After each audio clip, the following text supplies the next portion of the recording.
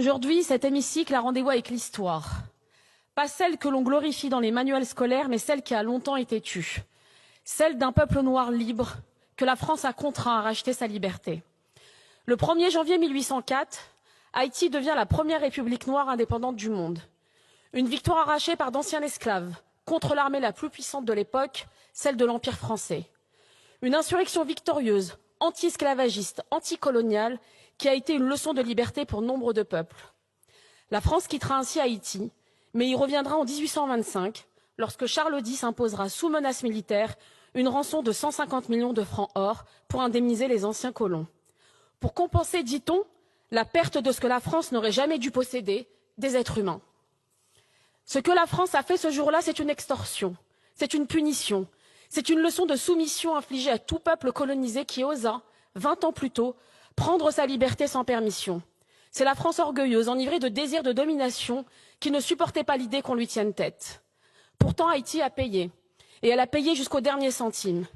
Mais elle ne l'a pas seulement fait avec une montagne d'argent, elle l'a fait avec ses terres bradées, avec son économie saignée et avec ses générations sacrifiées. Cette dette n'était pas un contrat, c'était une camisole. Et pour y faire face, Haïti n'a eu d'autre choix que de replonger dans l'engrenage de l'endettement. Auprès des banques françaises d'abord, britanniques ensuite, puis américaines, livrant jusqu'à ses recettes douanières à des créanciers étrangers.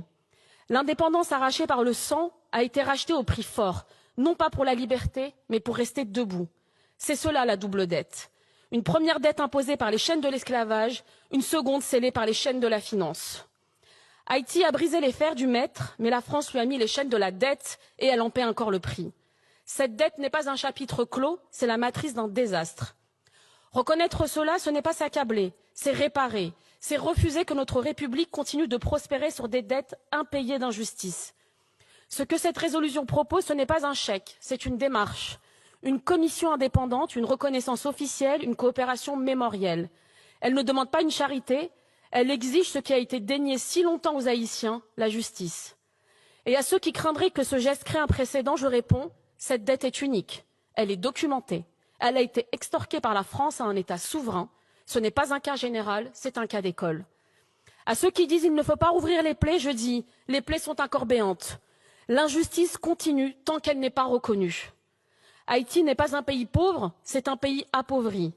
Un pays que l'on a méthodiquement privé de ses ressources, sucre, café, tabac, de ses moyens et de son droit à l'autodétermination. Appauvri par des siècles de pillage colonial où les richesses ont alimenté l'économie française au prix du sang et de la sueur des esclaves. Appauvri ensuite par une dette imposée sous la menace des canons, puis par les intérêts d'un système bancaire complice. Et lorsque les chaînes visibles ont été brisées, ce sont les chaînes invisibles du néocolonialisme qui ont pris le relais.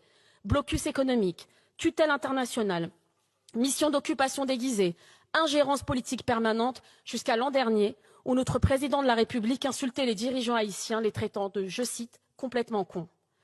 L'État haïtien, depuis sa naissance, n'a jamais eu la possibilité de se construire librement. Chaque tentative de souveraineté a été étouffée par des puissances qui ne supportaient pas qu'un peuple noir se gouverne lui-même. Et parmi les premiers responsables de cet appauvrissement, il y a un nom qu'on ne peut esquiver, celui de la République française. La France a tiré profit d'Haïti en esclavagiste, l'a saigné en créancière et l'a abandonné en donneuse de leçons. Ce qui est proposé ici, c'est un autre récit. Un récit dans lequel la France ne se contente plus de dénoncer l'esclavage du passé, mais d'une France qui assume aussi les conséquences économiques de son système colonial. Car ce texte est anticolonial. Et parce qu'il est anticolonial, il est profondément républicain. Il est l'occasion pour notre Assemblée de poser un acte fondateur pour une diplomatie postcoloniale, pour une diplomatie de la vérité. Mes chers collègues, pour que la France soit grande, elle doit être juste. Nous voterons ainsi ce texte pour l'honneur de la France et pour l'avenir d'Haïti. Je vous remercie.